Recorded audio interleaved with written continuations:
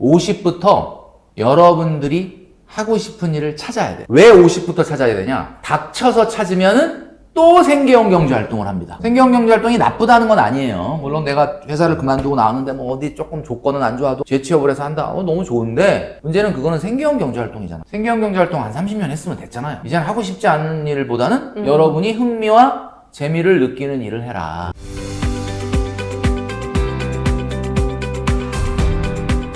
그럼 이제 슬슬 은퇴 준비도 다 하신 거예요? 은퇴 준비라는 거는 뭐 저는 개인적으로 봤을 때 이제 이번에 책이 이제 딱 50부터 노후 준비합시다지만 네. 저는 개인적으로 은퇴 준비를 하지는 않아요. 왜냐? 은퇴를 안 할 거니까. 생각을 해보면 이미 은퇴는 했어. 내가 회사를 그만뒀을 때가 은퇴잖아. 지금 뭐 하고 있냐? 지금은 뭐 치열한 자영업과 프리랜서의 세계를 사는 거잖아요. 방송에서 강의에서 오지 말라고 할 때 날이 올 텐데 그때까지 그냥 하는 건데 송혜 선생님 있지 않습니까? 네. 송혜 선생님이 95세인가 돌아가시기 한 1년 전까지 하셨잖아요. 나도 뭐 그러고 싶은 거지. 은퇴 준비라는 건 딱히 없다. 그냥 언젠가 소득이 줄어들고 언젠가 나를 찾지 않는 게 그냥 은퇴가 되는 거죠. 근데 이제 일반적인 직장을 다니시는 분들은 나 은퇴 노후 준비 어떻게 해야 돼? 이렇게 생각을 하니까 이번 책에 제가 왜 딱 50부터라고 얘기를 했느냐? 솔직히 말씀드리면 50 전에 하라 그러면 안 해. 하라고 해도 어차피 안 할 거잖아. 20대, 맞아요. 30대들이 노후 맞아요. 준비한다라고 하는 거 나 안 믿어. 왜 안 믿냐? 개인연금 펀드나 IRP 그거 솔직히 세액공제 때문에 하는 거 아니야? 진짜 노후 준비 때문에 하는 거야? 아니면 세액공제? 그건 아니다. 그럼 40대는 어떠냐? 40대는 마음은 조금 있어요. 근데 모든 신경이 다 자녀한테가 있어. 그때도 안 됩니다. 근데 내가 앞에 5자가 딱 나오잖아? 느낌이 좀 쎄합니다. 그때는 좀 해야 돼요. 그래서 그때부터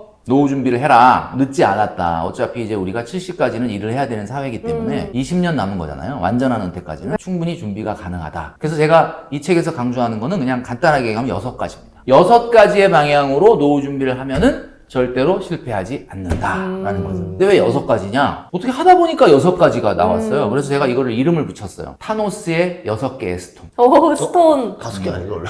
바빠가지고 또 영화를 안 봤네. 그 제목이 뭐죠? 인피니티 네, 워. 인피니티. 타노스가 나오는데 이 6개 스톤을 모으면은 세상을 주무를 수 있는 거 아닙니까? 첫 번째 스톤이 뭐냐면 꼭 이거 하셔야 돼요, 여러분. 자녀와의 경제 문제를 선을 그어라. 지금 우리 전인구 대표님 아이가 이제 좀 많이 컸죠, 이제? 6살 됐어요. 6살. 왜 이렇게- 근데 왜 이렇게 안 커? 아직 얘기해요. 아직 선 긋지 마시고 아직은 좀 이해를 못 할 수도 네, 있으니까 네. 청소년기가 딱 됐을 때부터 선을 그어야 돼요. 왜냐하면 우리나라의 노후 준비를 하는 많은 분들이 은퇴를 하고 나서 딱 뚜껑을 열어보면 그나마 노후 준비가 어느 정도 돼 있는데 이게 어디서 깨지냐면 자녀 결혼 지원하다 깨져요. 이러면 노후가 흔들리게 된다는 거예요. 그래서 첫 번째 스톤은 바로 노후 문제에 있어서 자녀와의 경제적 문제를 선을 그어라. 언제까지 등록금 대주실 건지, 언제까지 얼마나 지원해 주실 건지, 어디까지가 끝인지 이런 것들을 청소년 때부터 계속 이렇게 워닝을 뭔가 좀 해주셔야 내가 대학 들어가면 그때부터 알바를 좀 해야 되겠구나, 장학금을 받든지 아니면 대출을 좀 받아야 되겠구나 이런 생각을 하지. 그냥 뭐 엄마 아빠가 다 해줘 이렇게 생각하면 얘는 경쟁력이 떨어진다. 혹시 그 자녀분들을 의존적 인간으로 키우고 싶으시면 제 말 반대로 하시면 됩니다. 두 번째 스톤은 뭐냐? 제가 이제 50부터라고 얘기한 이유가 있어요. 60이 딱 되면 일단 회사에서 나옵니다. 자, 그때부터 어떡할까요? 큰일 났네. 내일 모레가 퇴직인데 60부터 70까지 집에 있을 수는 없고 어떻게 하지? 라고 하면 늦는 겁니다. 50부터 여러분들이 하고 싶은 일을 찾아야 돼요. 왜 50부터 찾아야 되냐? 닥쳐서 찾으면은 또 생계형 경제 활동을 합니다. 생계형 경제 활동이 나쁘다는 건 아니에요. 물론 내가 회사를 그만두고 나왔는데 뭐 어디 조금 조건은 안 좋아도 재취업을 해서 한다. 너무 좋은데 문제는 그거는 생계형 경제 활동이잖아. 생계형 경제 활동 한 30년 했으면 됐잖아요. 이제는 하고 싶지 않은 일보다는 여러분이 흥미와 재미를 느끼는 일을 해라. 근데 제가 이 말을 많이 했더니 많은 선배들이 그러더라고요. 야, 근데 내가 은행 지점장까지 했는데 나가가지고 150, 200 이거 보려고 이게 무슨 의미가 있어. 의미가 중요한 게 아니라 흥미와 재미가 있는 일을 하라는 거예요. 제 이야기는. 돈을 적게 벌더라도 흥미와 재미가 있는 일을 해라. 제가 이번에 EBS 다큐 프라임의 100세 부자라는 프로그램에 출연을 했는데 네. 이게 약간 그 이혼 숙녀 캠프 버전이거든요. 노후 고민이 있는 분들이 나오는 이금희 아나운서하고 이제 저하고 했는데 나온 분들 중에 수학 선생님이 있어요. 여기 선생님 출신이잖아요. 네, 네. 맞아요. 수학 선생님을 40년을 한 거야. 사립학교에서. 그리고 퇴직을 했는데 5년 전부터 이분이 꿈꿔왔던 게 트롯 가수가 되죠. 그래서 이분이 싫다는 와이프를 같이 끌어서 부부 트롯 가수로 데뷔를 하셔가지고 음반을 내셨어요. 네.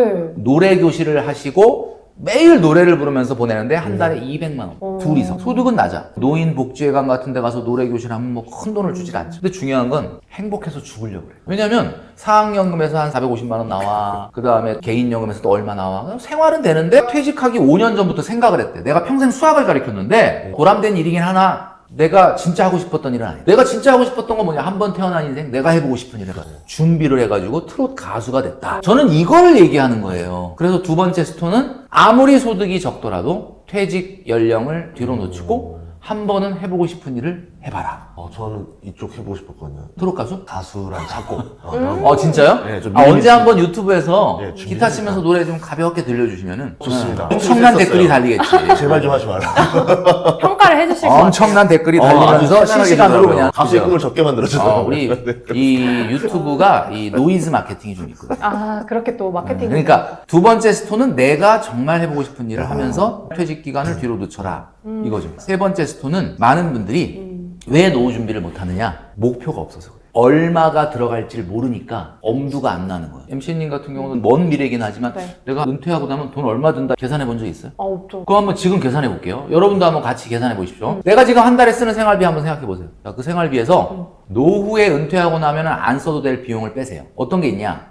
결혼하신 분들은 자녀 교육비, 대출이자, 넓은 사회적 관계 비용, 뭐 이런 거. 나중에 은퇴하고 나면은 지금처럼 다양한 사람을 만나진 않을 거니까. 그죠. 그럼 대출이자 빼고, 자녀 교육비 빼고. 어. 그럼 확 줄죠. 그 줄어든 금액이 순생활비예요. 거기에 곱하기를 2배를 해야 돼요. 아니 왜 곱하기 2를 하냐?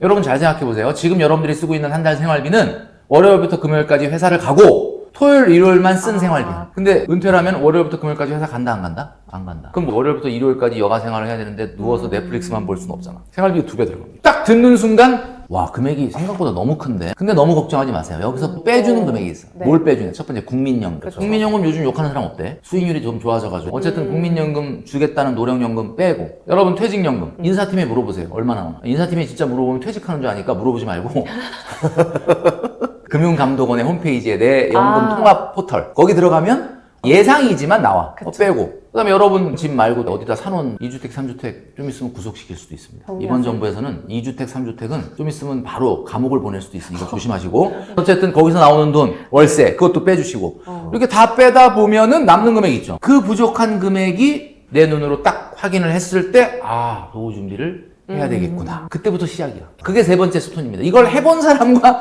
안 해본 사람은 노후 준비가 많이 차이 납니다. 네 번째 스톤은 바로 뭐냐? 투자의 포모를 벗어나라. 노후 준비의 방해 요소 중에 가장 큰 게 포모예요. 포모가 왜 방해 요소냐면 지금 솔직히 여러분한테 한번 진단을 해보세요 스스로. 지금 최근에 공포감이 들어요? 안 들어요? 만약에 내가 최근에 진짜 공포감이 너무 든다. 그럼 여러분은 노후 준비가 안 될 가능성이 많아요. 공포감이라는 게 뭐야? 공포감이 딱 머릿속에 들어오는 순간 시야가 짧아져. 가시거리가 짧아져. 오르면 막 팔고 싶고 떨어지면 막 손절하고 싶고 장기적 시각이 안 돼. 그리고 막 떨어지면 사야 되는데 무서워서 떨어지는 칼날에 손대기가 싫다. 이런 사람들이 시야가 짧은 사람들이거든요. 네. 2022년도에 나스닥과 S&P 500 코스피가 다 1년 내내 떨어졌거든요.